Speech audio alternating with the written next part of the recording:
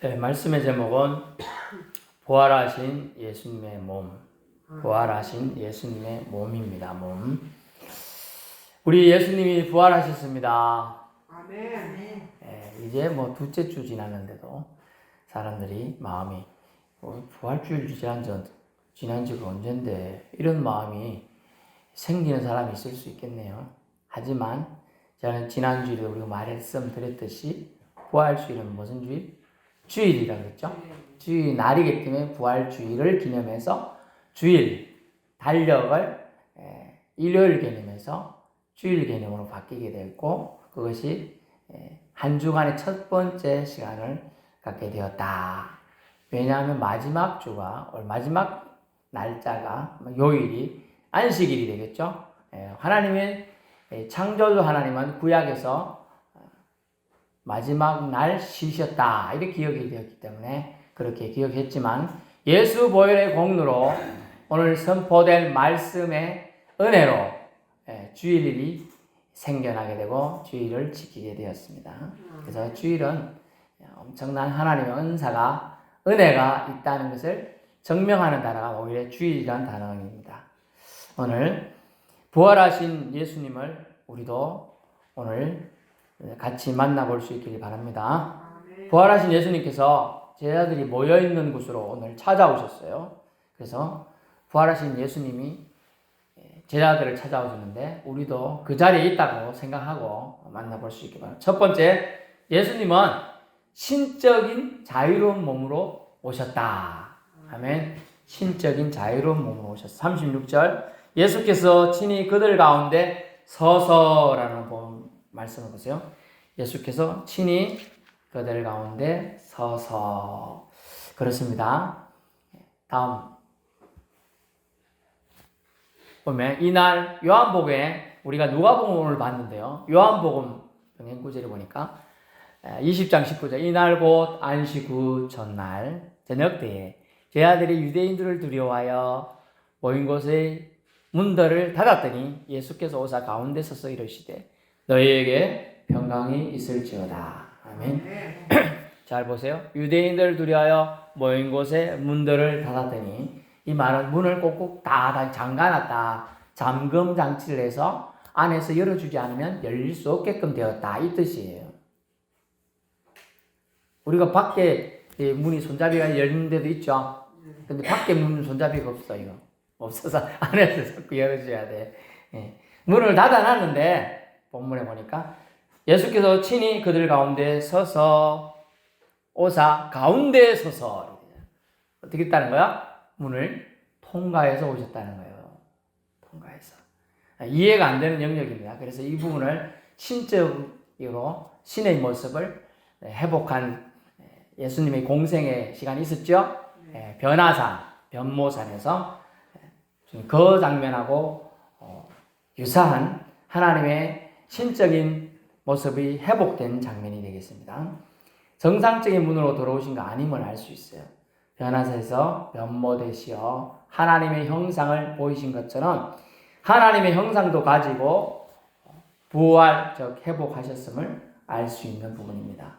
육체의 제약을 넘어서 존재하신 몸이 되셨음을 짐작합니다. 저 같으면 사람이잖아요. 저는 이제 감이 이렇게 부딪혀서 못 가요. 애 때문에.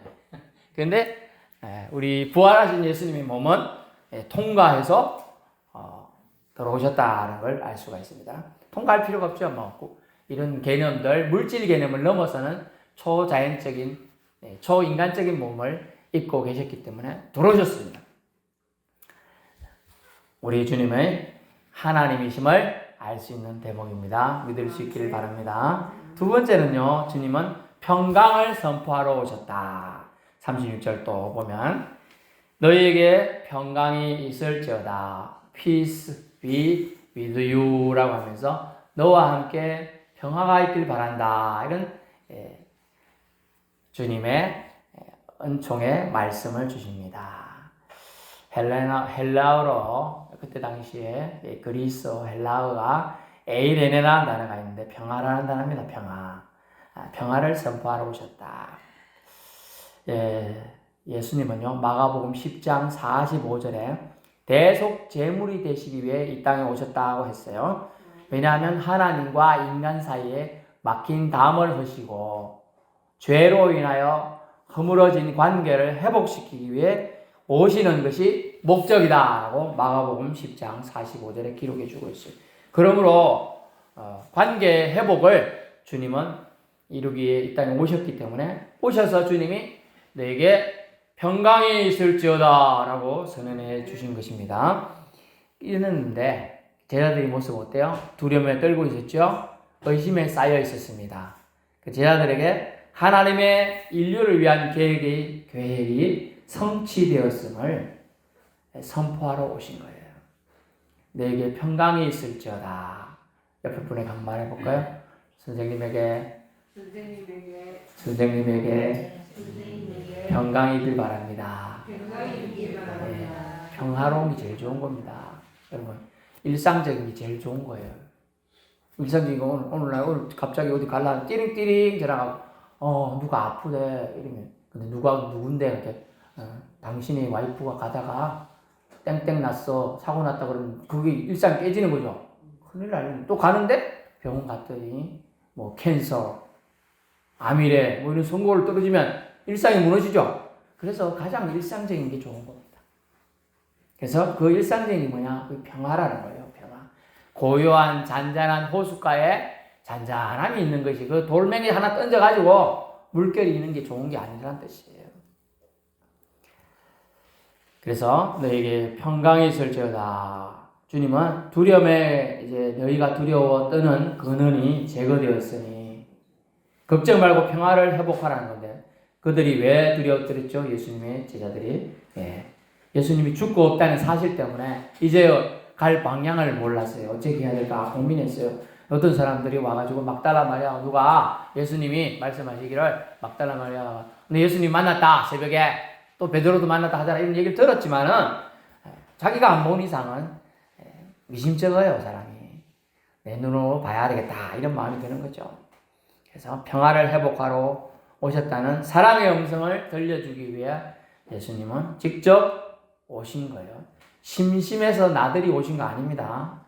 부활하신 후 성천하시기 전에 짧은 시간 동안 가장 위로가 필요한 곳, 앞으로 예수님 없이 살아갈 세상에서 제자들이 살아갈 삶의 동기를 부여해 주시고자 또한 그들 속에 예수님으로 인한 기쁨을 회복시켜 주시고자 찾아오신 줄로 압니다.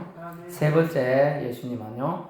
예수님의 부활은 참 인간의 몸으로 오셨음을 알 수가 있어요. 목사님 제일 처음에는 신적인 몸이라더니요. 예. 지금은요.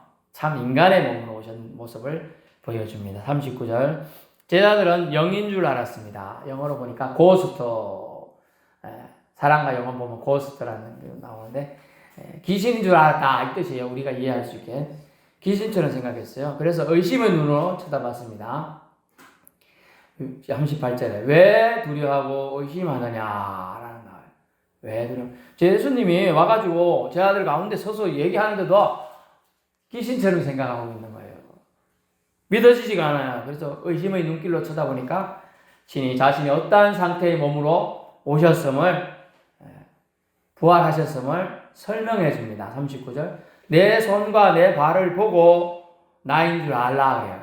내 손과 발이 어때요? 못으로 녹슨 세계 이만한 길이의 못으로 꽝꽝 박혀서 못자국이 있겠죠. 손에도 있고 발에도 있는 거예요.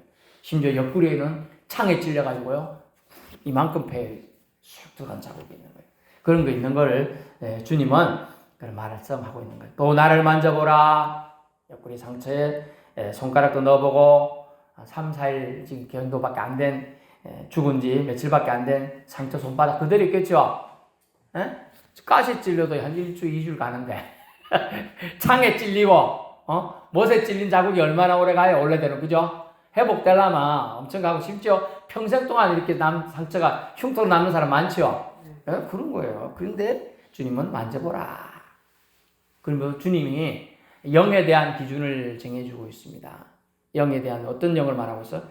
주님이 직접 하신 말씀이에요. 영은 39절 살과 뼈가 없으되. 여러분, 귀신은 살과 뼈가 없어요.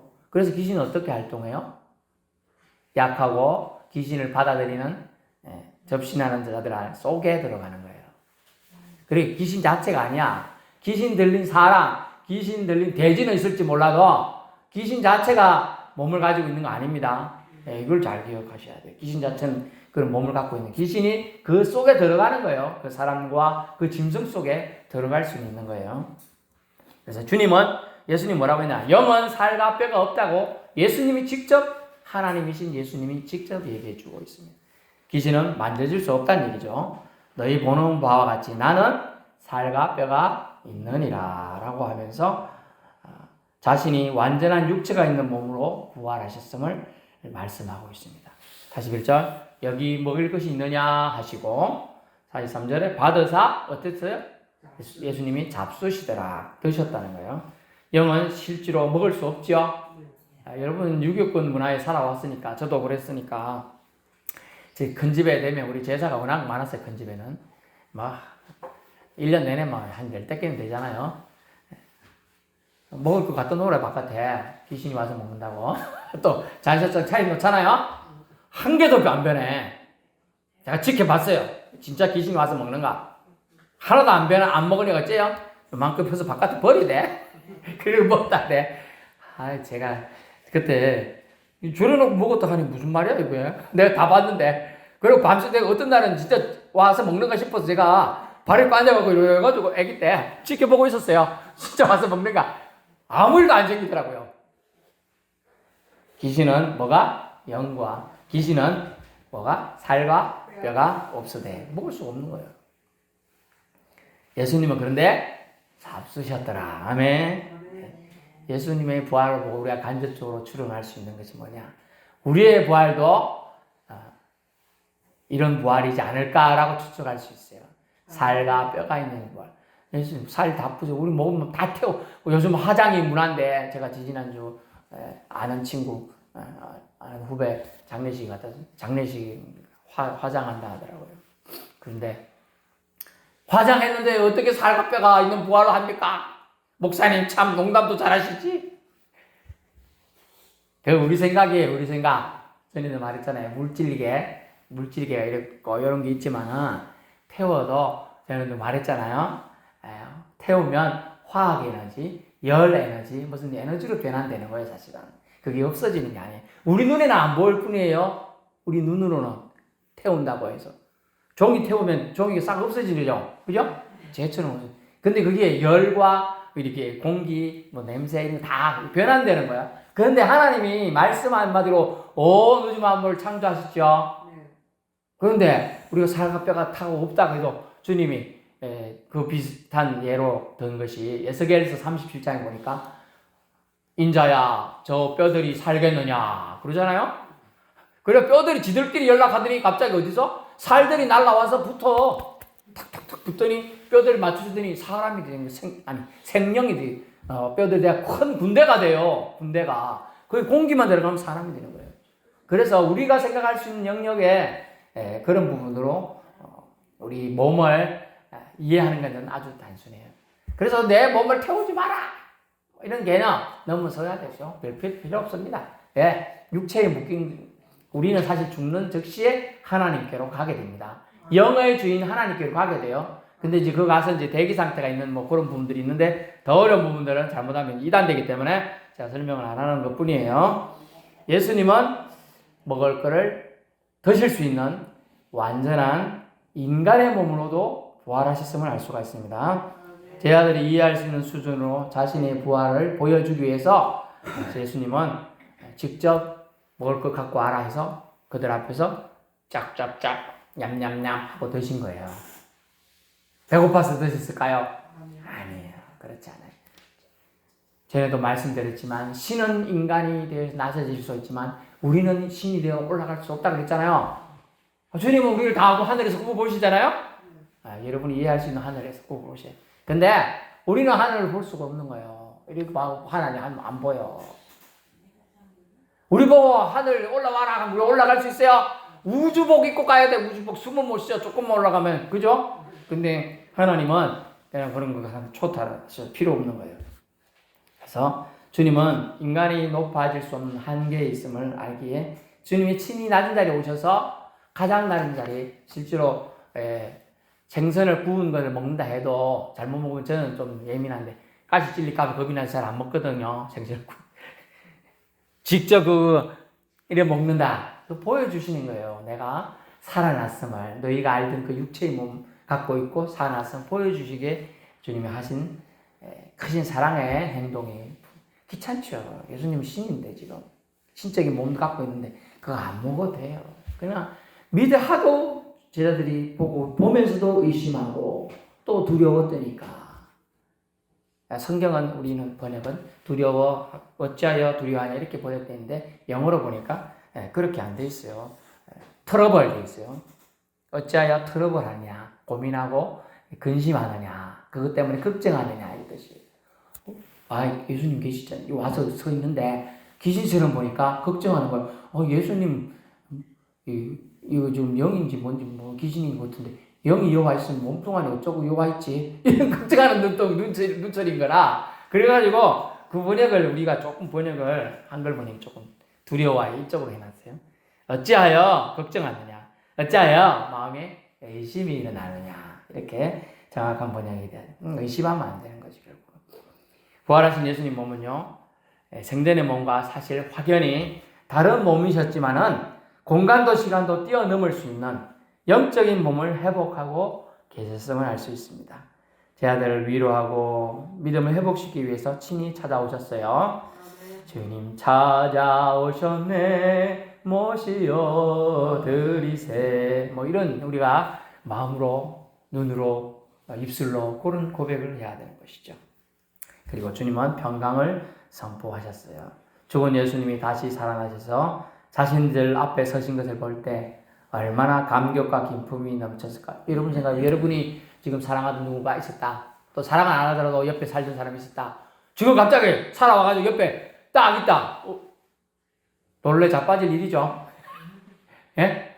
좋아할 사람도 있겠지만 왜 또 살아왔노 이런 사람도 있겠는데 뭐 하러 왔노 이런 사람도 있죠. 날 맨날 괴롭히고 술주정하면서 맨날 그런 사람, 맨날 심부름을 시키는 사람, 그죠? 진짜 안 보고 싶은데 와가지고 있어. 그래서 놀래 자빠질 일이라 생각할 수도 있는 거예요.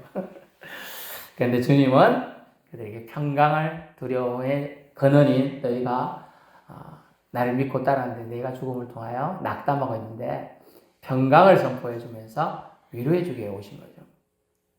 참 감격과 기쁨이 넘쳤을 거라 생각됩니다. 참으로 위로가 되었을 것으로 느껴지지요. 많은 말 필요 없습니다. 슬퍼하거나 낙담이 있거나 위로가 필요한 자, 두려워 떠는 자, 그들에게 필요한 것은 단 살아나신 예수님의 말씀 한마디였습니다. 그 말씀은 샬롬이었습니다. 따라해볼까요? 샬롬, 샬롬, 샬롬. 한 글자예요. 샬롬. 영어로는 복잡하잖아요. Peace, be with you. 우리말도 복잡하네요. 평강이 너희에게 있을지어다. 이런 말인데, 주님이 그때 사용하신 단어, 샬롬입니다. 너희에게 평강이 있을지어다. 아멘. 이 평강은 오직 하나님 아버지가 주시는 은혜이며 선물인 것입니다. 예수님 부활을 믿는 모든 신자들이여, 주님이 오셔서 선언하신 평강이 심령 가운데, 여러분 생활 가운데 넘쳐나길 축원합니다. 네 번째 주님은요, 사실 세 번째까지가 주님이 몸으로 오신 목적인데, 주님은 이 말씀을 하시기 위해 사실은 제자들을 찾아오셨어요. 그것은 증인의 사명을 주시고자 오신 거예요. 증인의 사명. 예수님은 진짜로 찾아오신 목적을 이제 말합니다. 그것은 예수님 자신에 대해 전하는 모든 족속에게 전하는 증인이 되라. 이 증인이라는 단어 헬라어로 쓴 걸 보니까 마티오라는 단어를 썼는데 순교자가 되라. 여러분들이 보고 예수 믿으면 너 반드시 죽는다. 순교자 되라 하면 우리나라 한 70% 이상은 나 예수 안 믿을래 할 사람 많아요. 저도 예전에 저는 그런 고민을 옛날에 했어요. 중학교 때. 만일 일제 순사놈들이 와가지고 날 잡아가지고 너 예수 믿으면 이빨 다 뽑고 발톱 다 뽑는다 이러면 저는 제 마음에 그런 했어요. 아, 그러면 잠시 안 믿을래 하고 일단 풀려놔야겠다. 저는 그런 생각을 여러분도 저는 그런 생각을 했어요. 중학교 때부터. 네, 일단은 살고 봐야겠다. 그랬어요. 근데 주님이 사용하신 단어 마티로, 순교자란 단어예요. 증인이 되라. 저는 예수 믿으세요 말 한마디 하다가 예수 믿는다는 사람 말 한마디, 나 예수 믿는 사람이 한마디만 해도 잡혀가서 죽을 수 있는 상황이죠. 지금 로마 시대에 압제하에 있는 상황이거든요. 근데 주님은 제자들에게 모든 족속에게 증인이 되는 삶을 살 것을 권면하는 사명을 주시고자 오신 거예요. 증인이 전할 내용이 뭡니까? 이게 중요한데요. 예수께서 고난받고 46절 3일에 죽은 자 가운데서 살아날 것과 이것을 전해야 돼요. 우리가 많은 것을 전해야 될 것 증인이 아닌데 성경이 특별히 예수님이 오늘 누가복음에 통해서 우리에게 주신 사명 뭐냐? 예수께서 고난받으셨고 죽은 자 가운데서 부활하셨다. 이걸 전해야 되는 게 이게 첫 번째 전해야 될 내용이에요. 예수 고난과 부활 이걸 전해야 돼요. 예수 믿으세요. 예수 믿으면 복 받습니다. 이거는 내용이 없어. 물론 이제 큰 개념에서 맞지만은 예수님이 고난 받으셨다. 이 고난의 단어 속에 뭐가 있냐? 예수님 우리 때문에 죽으셨다. 이게 들어가 있습니다. 그 다음에 예수님이 말씀대로 성경대로 부활하셨다. 요거를 전해야 돼요. 요게 증인이 반드시 전해야 될 내용이에요. 두 번째는 뭐냐면 잘 봐야 돼요. 엄청나게 중요한 얘기를 지금 오늘 드리는 거예요. 그래서 여러분이 말씀 자리에 있는 게 얼마나 복이 되는 자리인 걸 시연자라는 단어를 통해 쓰고 있어요. 이거 어떤 모양도 아프든 머리 두통이 있든 관절이 쑤시든 심장이 두근두근 하든 코가 맹맹하든 상관없어요. 졸려서 미치겠든 상관없어요. 이 말씀 듣는 자리에 있다는 게 은혜의 자리예요. 아멘. 여러분에게 들려지는 은혜가 있길 축원합니다. 뭐냐면 두 번째가 그의 이름으로, 누구 이름이죠? 예수님 이름으로 제사함을 받는 회개가 있을 거라는 걸 전하라는 거예요. 대단한 겁니다. 영어로 보니까 예수 이름으로 forgive, 용서받는 sin. 제가 신씨긴 한데 제가 영어를 알고 나서부터 영어를 쓰는데 제가 여건을 만들었어요. 영어로 만들 때 sin을 쓸 때 신땡땡 목사잖아요. SAHIN인데 원래 썼어요. 근데 최근에는 간단하게 쓰는 영어가 유행해요. 그래서 SIN을 쓰자고 그 여건 관리하는 사람이 직원이 그러더라고요. SIN이 뭡니까? 영어로 죄라는 뜻이에요. 죄. 아니 나를 갑자기 죄인을 만드네. 그래서 원래 써오던 거 SHIN을 써주세요. 갖고 여건을 죄로 만들었어요. 그래서 SHIN이에요. Sin forgiveness. 즉 죄 용서 받는 것과 회개, repentance, 회개함을 이루는데 누구 이름을 빌어서? 예수 이름을 빌어서 회개하면 죄를 용서받는다는 거예요. 아멘. 그래서 이걸 전해야 되는데 어디까지 전해야 되냐면 예루살렘에서부터 모든 족속, 또 온 세계 열방에까지 전해야 되는 걸 주님이 지금 명령하고 있어요, 제자들에게. 예수 이름을 빌어서 전해야 되죠. 근데 예수 이름은 뭘? 예수 이름 믿으면 예수 이름으로 힘입어서 회개하면 죄를 용서받는다는 거죠. 죄 용서받아야 어디 가죠? 천국 갈 수 있는 거거든요. 아멘. 이걸 전해야 되는 거예요. 여러분에게 사명이 주어졌습니다. 오늘 여러분 귀가 있는 사람들, 영적 귀가 열린 사람들은 들을 수 있기를 축원합니다. 이 사명이 사실 주어진 거예요. 여러분 자체가 빛으로 소금으로 역할을 감당해도 이 사명을 사실 감당하는 거예요. 아멘. 여러분 복음 들고 저까지 멀리까지 가는 것도 깁니다. 맞습니다. 깁니다. 사투리. 그것도 정의의 삶이에요. 하지만 여러분 주변에서 여러분이 저 등불 하나 예수님이 들고 있죠. 저 중간에 들고 있네. 작은 불이지만 저 작은 불을 비춰가지고 뜨듬뜨듬 걸어가는 맹인처럼 어디로 가야 될지 모르는 인생을 예수님께로 인도하는 그런 아주 중요한 일을 감당할 수 있는 그런 사람이 될 수 있습니다. 여러분 할 수 있습니다. 그래서 주님은 증인의 삶으로 여러분에게 사명을 주셨어요. 증인이 정할 내용 뭐라고요? 예수님 고난과 부활, 그리고 예수 이름으로 제사함을 받는 회개가 예루살렘부터 온 열방 가운데 모든 족속에게 전해져야 할 것이고, 그것을 전하라고 지금 얘기하고 있는 것입니다. 이제 결론 말씀드립니다. 저와 여러분 모두 주 예수의 부활을 증인들에 의해 전해드는 것이죠. 아멘. 누군가의 증인, 제자들에게 전해가지고 지금 우리 비토 이 마을에 또 이 대한민국에 이 복음이 전해진 줄 압니다. 증인들이 전했기 때문에. 진짜로 우리나라에 왔던 최초의 증인들은 들어오자마자 죽창에 찔려 죽고, 창에 찔려서 죽고, 칼에 목 베서 죽었어요. 그죠? 바로 진짜 증인, 마르티어, 순교자들이 다 된 거예요. 죽을 줄 알면서 온 거예요, 사실은 그들은. 그러지만 그들이 핏방울이 땅에 떨어질 때 우리 대한민국을 향하여 그들이 눈빛에서 주여 이 무지몽매한 대한민국 조선사람이죠. 그때는 조선사람들 중에 회개하여 예수께 나아가는 영혼이 있게 해주옵소서. 그 기도가 들어져서 우리 대한민국이 지금은 많이 복음화율이 낮아졌지만 1300만까지 육박했었어요. 1300만, 인구의 3분의 1이 대한민국에 예수 믿는 사람들이 된 거예요. 그 사람들 지금 교회는 안 나갈지 몰라도 잠재적으로 다 주님을 믿었던 사람들이고 또 믿으려고 노력하고 있는 사람들인 줄로 압니다. 그러므로 우리는 주 예수의 부활의 증인들의 말씀을 듣고 우리도 예수 믿게 되었사오니 그것에 감사하여 예수 부활이 누구의 부활? 나의 부활로 이어진 것을 감사 찬양할 수 있기를 바랍니다. 그러므로 우리도 증인 앞으로 좀 전에 말씀 앞에 말한 이 위 두 가지 삶을 살아야 하는 것이죠. 예수님이 부활하셨습니다.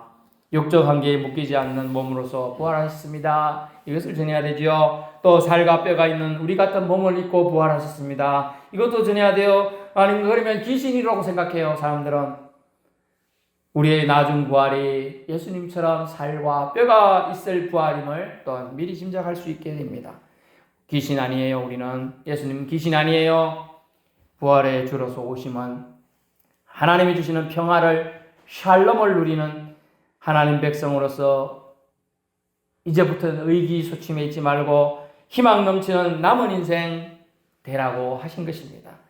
또 희망을 전해주는 증인이 되길 원하셔서 부활하신 육체로 제 아들 삶 가운데, 제 아들이 있는 가운데 오신 거죠.